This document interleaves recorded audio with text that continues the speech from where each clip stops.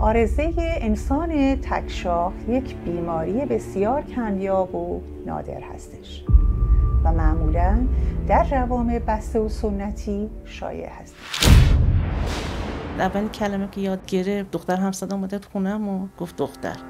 بچه بد نبود، بعد موقع کله خربات در میاد. اصلا بلد نبود با دخترها حرف بزنه.